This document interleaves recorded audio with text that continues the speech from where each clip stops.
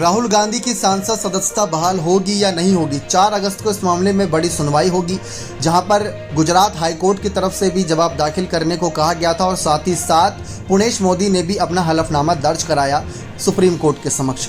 Justice DY Chandrachud की अध्यक्षता वाली बेंच के 2 माहिर जज, जी हाँ, एक तरफ जस्टिस गवई हमें देखने को मिले थे जिन्होंने पिछली बार सुनवाई के दौरान भी कुछ बड़ी बातें कह दी थी। लेकिन खैर, अब बात आता है असल मुद्दा राहुल गांधी की सांसद सदस्यता बहाल का, कि क्या राहुल की सदस्यता बहाल होगी या राहुल गांधी बेहाल हो जाएंगे फैसले के बाद। क्योंकि राहुल पर एक तलवार ये लटकी है कि सजा तो उनको मिलेगी।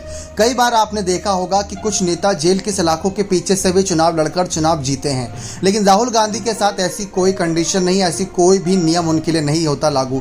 क्योंकि इसमें एक बड़ी बात यह है कि जो कानून कहता है कि अगर किसी MLA या सांसद को अगर सजा मिली है और वो 2 साल या उससे अधिक है, 2 साल या उससे अधिक, तो उनको चुनाव लड़ने का मौका नहीं मिलेगा जब तक वो जेल में रहेंगे। और उसके बाद जैसे 2 साल की सजा मिली तो अगले 6 साल तक चुनाव नहीं लड़ पाएंगे।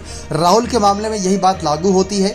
इतने बदनसीब साबित हुए राहुल गांधी इसी मामले में कि उनको ठीक 2 साल की सजा मिली। राहुल गांधी ने यह बात का मुद्दा अमेरिका में भी उठाया था। उन्होंने कहा था कि मैं शायद पहला एक ऐसा सांसद था जिसको सजा मिली तो मानहानि केस में, और इतनी बड़ी सजा मिली कि उसको 2 साल की सजा सुनाई गई। ये पूरी तरीके से साजिश थी, क्योंकि सजा 6 महीने, 3 महीने, 1 साल या जुर्माना लगाकर भी छोड़ा जा सकता था। माफ़ी मांगने को कहा गया था, लेकिन राहुल ने माफ़ी नहीं मांगी थी। तो बात आती है जस्टिस DY चंद्रचूड़ की बेंच के फैसले की। तो जहाँ तक कि पुणेश मोदी ने जो याचिका, जो हलफनामा गुजरात हाईकोर्ट के समक्ष पेश किया था, वही हलफनामा उन्होंने दोबारा से सुप्रीम कोर्ट के समक्ष पेश किया। उन्होंने साफ कहा कि राहुल गांधी कांग्रेस जैसी सबसे पुरानी पार्टी के अध्यक्ष रह चुके हैं, सांसद इतनी बार रहे। जब वो कोई बयान देते हैं और वो भी देश के प्रधानमंत्री नरेंद्र मोदी को लेकर बयान दे रहे हैं, तो क्या किसी को चोर उचक्का कह देना ठीक है?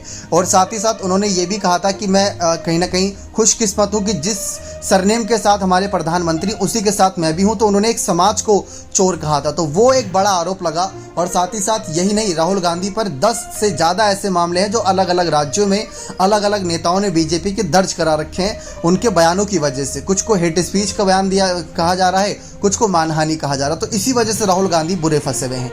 लेकिन सवाल यही निकल कर सामने आता है कि अगर देखा जाए कुल मिलाकर घटनाक्रम को, कि राहुल गांधी की तरफ से भी तमाम बातें साफ की गई थी। उन्होंने साफ कहा था कि मेरी इंटेंशन किसी समाज, किसी तबके, किसी समुदाय को ठेस पहुंचाने की नहीं थी, बस जो हकीकत थी वो बताने की थी, इसके अलावा कोई इंटेंशन नहीं थी।